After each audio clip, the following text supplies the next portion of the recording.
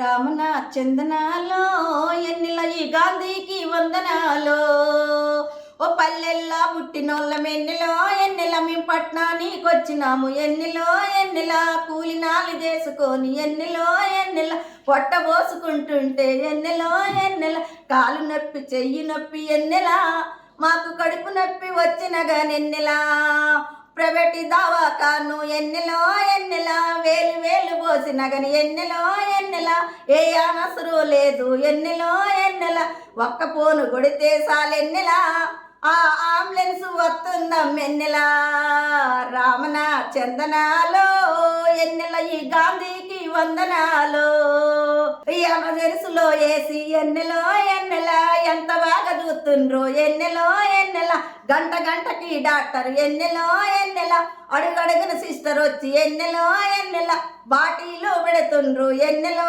ఎన్నెల టాబ్లెట్లు ఇస్తుండ్రే ఎన్నెలో ఎన్నెల అయ్యో 8 గంటలకేమో ఎన్నెల అబ్బాయి ఎంత మంచి టిఫిన్ అమ్మా ఎన్నెల అలప ఆహారం అయితే ఎన్నెల గుడ్డు బెడ్డు ఇస్తున్నారు ఎన్నెల ఇడ్లీ సాంబారి తోటి ఎన్నెలో ఎన్నెల ఎంత మంచి ఆహారం ఎన్నెలో ఎన్నెల 12 గంటలకి ఎన్నెలో ఎన్నెల పేషెంట్ భోజనమే ఎన్నెలో ఎన్నెల అరే బీరకాయ దొండకాయ ఎన్నెల అబ్బ సాంబారి తోటవారు ఎన్నెల అబ్బ ఎంత చక్కని ఆహారం ఎన్నెల ఈ గాంధీకి దండాలం ఎన్నెల గరీబోళ్ళ కోసమే ఎన్నెలో ఎన్నెల ఈ గాంధీ దవాఖానుందే ఎన్నెలో ఎన్నెల చెలో నడువు నడువు నడువు ఓ చెల్లె ఎన్నెలో ఎన్నెల గాంధీకి పోదామి ఎన్నెలో ఎన్నెల రామన చందనాలో ఎన్నెల మీ గాంధీకి వందనాలు.